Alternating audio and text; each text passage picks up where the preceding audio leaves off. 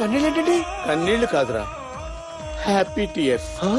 96 ప్రేమ కథతో లవ్ అంటే కేవలం బ్యూటీనే కాదు, డబ్బునే కాదు, ఒక్కసారి మనసులో ఒకరిపైన వచ్చే ప్రేమ జీవితాంతం మనతో ఉండేది, ప్రేమించిన వ్యక్తి దూరమైనా అది అలానే ఉండిపోతుందని ఎంతో డీప్ గా చెప్పిన సి ప్రేమ్ కుమార్ గారు దాదాపు 6 సంవత్సరాల తర్వాత మంచి ఫీల్ గుడ్ మూవీతో వచ్చారు. అదే సత్యం సుందరం. మెయిన్ లీడ్స్ గా కార్తీ, అరవింద్ స్వామి, శ్రీదివ్య గారు నటించారు. మరి సినిమా ఎలా ఉంది చూసేద్దాం.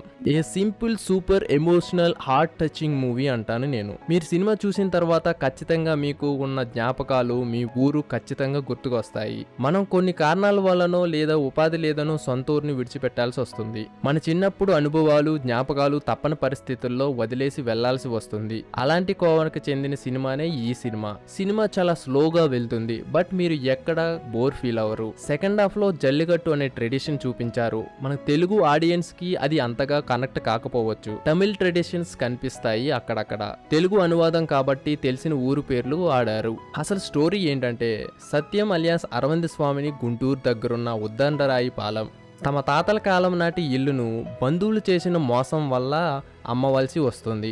ఆ ఊరిని విడిచి వైజాగ్ వెళ్లి సెటిల్ అవుతారు. తన బాబాయ్ కూతురు పెళ్లి కోసం 30 ఏళ్ల తర్వాత సొంత ఊరికి వస్తాడు సత్యం. ఆ పెళ్లిలో బావ అని ప్రేమగా పలకరిస్తూ కార్తీ వెంటపడి మర్యాదలు చేస్తుంటాడు. అతనెవరో సత్యంకి తెలీదు, కానీ మొహమాటం వల్ల తెలిసినట్టు నటిస్తాడు. అతివాగుడు సత్యాన్ని చిరాకు పెట్టిస్తుంది. సత్యాన్ని వదిలిపెట్టకుండా జిడ్డులా పట్టుకున్నాడని ఫీల్ అవుతుంటాడు. తర్వాత కార్తీక్ చూపించే ప్రేమ మర్యాదలు చూసి కార్తీ మంచోడని తెలుసుకుంటాడు. తర్వాత అతను ఎవరు, చిన్నప్పుడు తను కోల్పోయిన జీవితాన్ని అతను ఎలా గుర్తు తెచ్చుకున్నాడు, కార్తీ పేరు తెలుసుకున్నాడా, సత్యం కార్తీకి మధ్య ఉన్న రిలేషన్ ఏంటనేది అసలు కథ. కార్తీ ఆల్రెడీ ఇంటర్వ్యూస్ లో ఇది ఒక నవల ఆధారంగా తీశారని చెప్పారు. కార్తీ అరవింద్ స్వామికి మధ్య వచ్చే సీన్స్ ఎమోషనల్ గా టచ్ చేస్తాయి. సత్యం కార్తీ ముందు అతని పేరు గుర్తుకు రాక పడే ఇబ్బంది ఆకట్టుకుంటుంది. శ్రీదివ్య పరిధి మేరకు నటించింది. కెమెరా పనితీరు కూడా చాలా బాగుంది. మూవీ సైలెంట్ గా అలా సాగిపోతుంది. ముఖ్యంగా సైకిల్ గురించి కార్తీక్ చెప్పే అనుభవాలు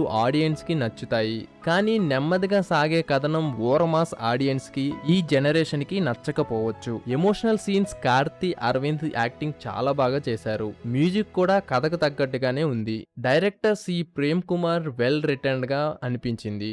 ఈ వీడియో కానీ మీకు నచ్చినట్లయితే please like, share, comment and subscribe to Rummy tiles.